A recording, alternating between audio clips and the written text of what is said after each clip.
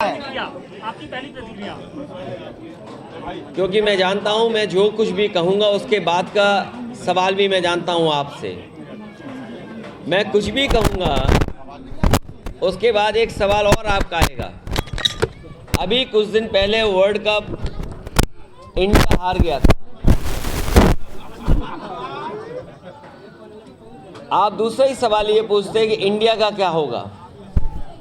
हम लोग निराश नहीं हैं और राजनीति में, लोकतंत्र में इस तरह के परिणाम आते हैं। मान लीजिए जिस लोकसभा के क्षेत्र में मैं बैठा हूं, आप हम सब लोग हैं, 5 लाख वोटों से ये पार्टी जीतती है, भारतीय जनता पार्टी। इसका मतलब ये नहीं है कि सबका साथ, सबका विकास और सबका सम्मान हो रहा हो। अभी भी बहुत सारे ऐसे लोग हैं जो निराश हैं, जिन्हें उम्मीद थी, जिनकी उम्मीद तोड़ी है। तो ये राजनीति में परिणाम आते हैं और जो भी परिणाम आएंगे वो कोई भी पॉलिटिकल पार्टी है उसको स्वीकार करेगी। लेकिन लड़ाई लंबी है।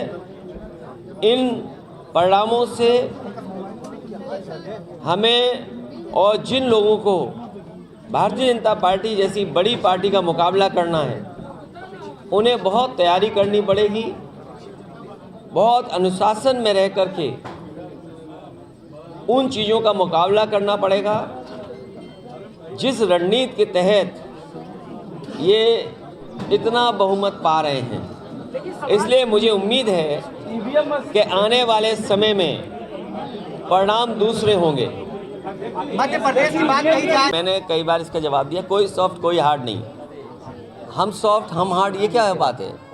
हिंदू हिंदू है, सनातन धर्म सनातन धर्म है, उसमें हार्ड और सॉफ्ट क्या होता है? मैंने अब बात आगे मत बढ़ाओ। रास्ता बहुत टफ हो गया। नहीं, वह क्या टफ है? अरे टफ ही नहीं है। घर घर बेरोजगार मांग रहा रोजगार, क्या टफ है? तीसरे मोर्चे की कोशिश करेंगे अखिलेश जी, तीसरे मोर्चे के लिए वो जो गठबंधन है वो तीसरा मोर्चा भी मान लो, चौथा मोर्चा भी मान लो, पहला मोर्चा भी मान लो। मैंने कहा लक्ष्य हमारा है बीजेपी का मुकाबला करना। और जो किसान की आय नहीं दोगुनी, बेरोजगार इतने बैठे हैं, महंगाई है, तो ये बड़े सवाल हैं। तो इन सवालों के साथ ही हम उठ बैठ करके रास्ता निकालेंगे। 2024 का सर कैसे लगता है? 2024 का और आय दोगुनी हो गई आपकी, बेरोजगारों को रोजगार मिल गया।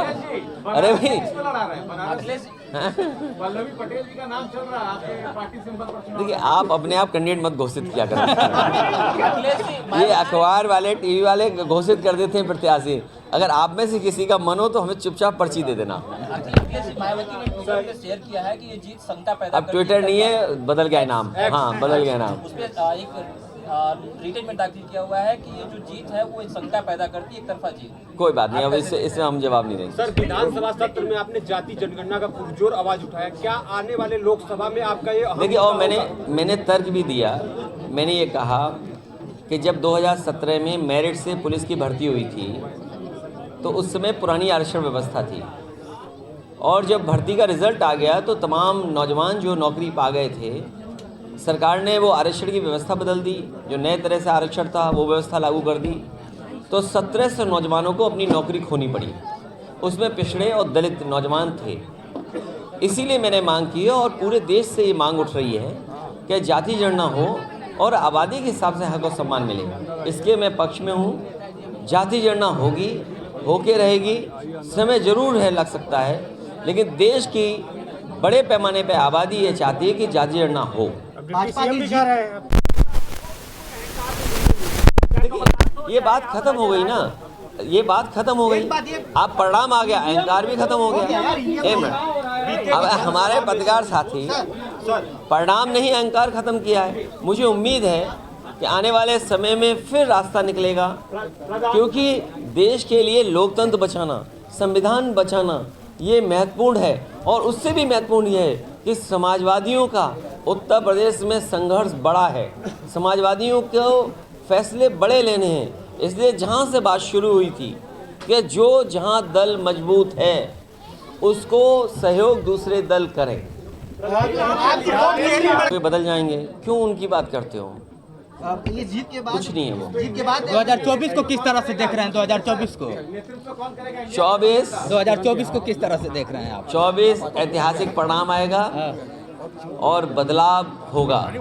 इसीलिए मैंने कहा कि किसान की आय दोगुनी नहीं हुई, आपकी महंगाई बढ़ गई, चरम सीमा पर है, और घर घर बैठा बेरोजगार, यही रास्ता निकालेगा लोकतंत्र में। जातियों में बांटने की कोशिश हुई, ऐसा प्रधानमंत्री कह रहे हैं कि इस चुनाव में मैं बहुत सीधा ये कहना चाहता हूँ कि जिस समय मंडल कमीशन का गठन हुआ है और जो लोग ये बात कहते हैं कि हम विपक्ष के लोग जाति जनगणना मांग करके या जातियों की बात करके या पीडीए की बात करके जातियों में नहीं बांट रहे हैं, जिस समय ये बात हुई कि आरक्षण की व्यवस्था कैसे लागू हो, तो जो लोग गरीबी नहीं समझ पा रहे हैं, बहुत सीधी सी बात है, जो लोग गरीबी नहीं समझ रहे हैं उन्हें मंडल कमीशन की प्रस्तावना पढ़नी चाहिए, और जिस समय वो प्रस्तावना पढ़ लेंगे उसके बाद जाति में बांटने की बात नहीं कहेंगे, क्योंकि इस प्रस्तावना में मंडल कमीशन ने तमाम पहलुओं को देख करके ये माना कि जाति के आधार पर लोग गरीब हैं,